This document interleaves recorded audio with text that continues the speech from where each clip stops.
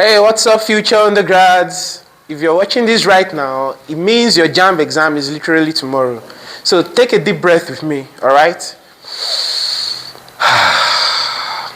Yeah, so you've been studying for months, right? You've been doing past questions, you've been attending tutorials, but let's face the reality. Tomorrow is a completely different ball game, all right? You're facing 180 questions across 4 subjects, and you only have 2 hours. That is exactly 120 minutes. And so if you do the maths, that's roughly 40 seconds per question. That's not too much, that's not too little. So if you strategize properly, you can make this work. The computer timer doesn't smile at anybody, but don't panic actually, because I'm going to give you the ultimate strategy that you're going to use to hack the CBT screen tomorrow and maximize your score. Okay, so the first strategy is the golden rule of CBT. Repeat after me. The golden rule of CBT.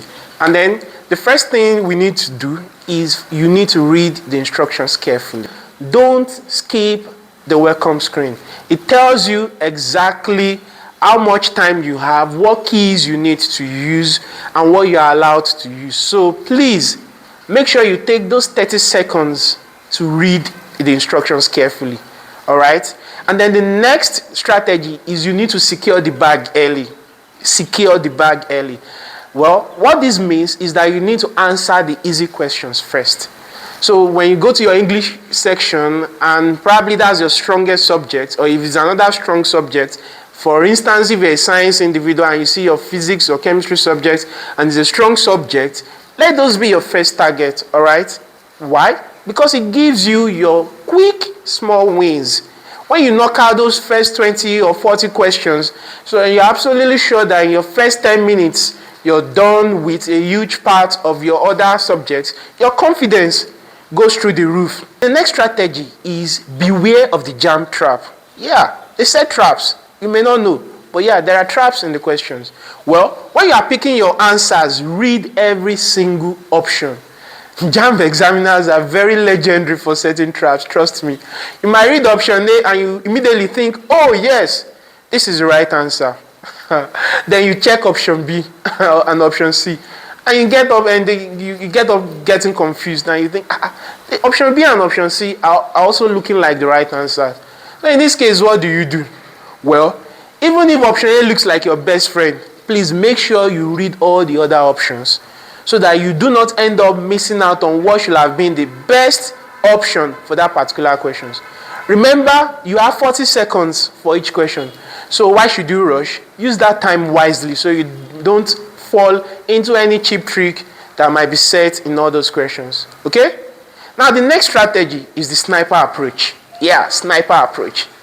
Well, what happens when you reach a roadblock? Let me take that again. The next strategy is the sniper approach. The sniper approach. So what happens when you actually hit a roadblock? When maybe you've done 2 of the subjects and then you hit a roadblock, what happens? Or you come across a question and the answers aren't jumping at you. You're trying to rack your brain, you spent 20, 30 seconds and you're still not getting the answer. Go to the process of elimination. What does this mean? Well, mentally cross out 2 options that make 0 sense. At least when you read the options and you see that these 2 options don't make any sense at all, what do? Cross them out. By doing that, you are left with 2 other options, and then you can make a mental guess based on your knowledge of that particular question and all those answers. And in this case, your 25% chance of getting the answer correctly is increased to a 50% chance. So it's like a penalty shootout actually, because you've just increased your odds of scoring. So you do what? You use the process of elimination to find the right option in that particular question. And then the 5th strategy is this, the all of the above hack. Let me give you a quick cheat code for questions that have all of the above as an option. You don't actually need to be 100% sure that A, B, and C are correct before you choose all of the options, all of the above as the correct option. If you can confirm that at least 2 of those options are undeniably true, then go for all of the above. You don't need to waste your time anymore because that will be your safest bet. But remember, you have to be undeniably sure that at least 2 of those options are correct. And in that case, just go for all of the above. Save yourself time. Use this hack because that will be your safest bet. Don't overthink it at all right? Good. Now let's move to my favorite part of the strategy. Leave no blank screens. Yeah, leave no blank screens. Make sure you answer all the questions. Previously, JAMB used to have this thing called negative marking, wherein every of your wrong answer is deducted, the mark for your wrong answer is deducted from the mark in your correctly answered questions. But that is no longer the case. So if there is no negative marking, why should you leave some questions unanswered?